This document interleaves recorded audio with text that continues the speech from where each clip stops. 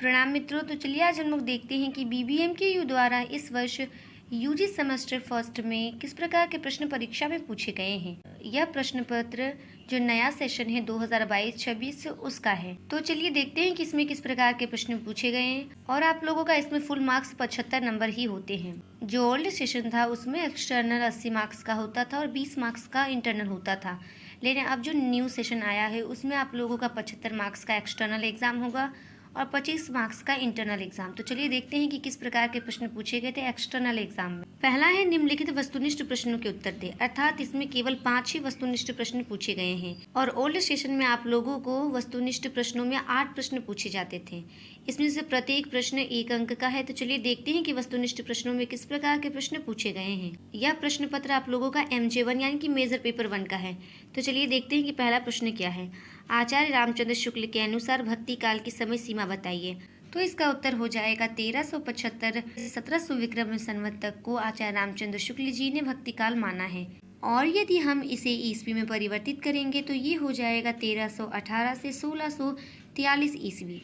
अगला प्रश्न है राम कुमार वर्मा ने आदिकाल को क्या नाम दिया है। तो उन्होंने आदिकाल को चारण काल नाम दिया है। अगला प्रश्न है चंदन बालाराम के रचनाकार का नाम बताएं। तो आगसू नामक लेखक ने इसकी रचना की है। अगला प्रश्न है कवितावली किस काल की रचना है। तो यह भक्ति काल की रचना है। अगला प्रश्न है मृगावती के रचयिता का नाम बताएं। तो इसका उत्तर हो जाएगा कुतुबन। अगला प्रश्न है निम्नलिखित में से किन्हीं 2 पर टिप्पणियां लिखिए, अर्थात आपको इन चारों में से 2 पर टिप्पणियां लिखनी है। और एक प्रश्न 5 अंक का है, अर्थात आपको इनमें से 2 प्रश्नों के उत्तर लिखने हैं। पहला है सरप्पा नाथपंथ, अगला है विशिष्ट द्वैतवाद और है बीजक, अर्थात आप इन चारों में से किसी 2 पर टिप्पणी लिख सकते हैं। अगला प्रश्न है निम्नलिखित में से किन्हीं 4 प्रश्नों के उत्तर दीजिए, अर्थात आपको इन 6 प्रश्नों में से 4 प्रश्नों के उत्तर देने हैं और एक प्रश्न 15 अंक का है। इससे पूर्व जो सेशन था उसमें ये प्रश्न 16 अंक के पूछे जाते थे, पर इसमें ये प्रश्न 15 अंक के कर दिए गए हैं क्योंकि ये प्रश्न पत्र केवल 75 अंक का है।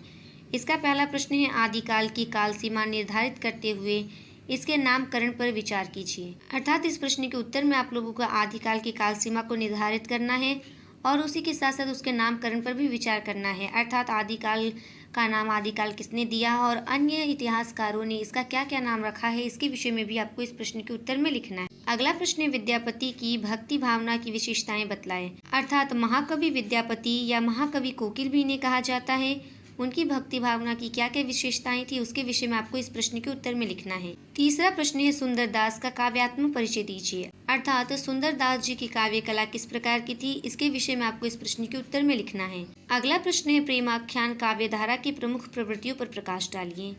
अगला प्रश्न है अष्टछाप से आप क्या समझते हैं। अष्टछाप के कवियों का सामान्य परिचय दीजिए। अष्टछाप एक कवि मंडली बनाई गई थी जिसमें 8 कवियों का चयन किया गया था। अगला प्रश्न है आदिकालीन जैन साहित्य का परिचयात्मक विवरण प्रस्तुत कीजिए, अर्थात इसमें आपको आदिकालीन जैन साहित्य के विषय में लिखना है। यहीं पर आपका प्रश्न पत्र समाप्त होता है। धन्यवाद।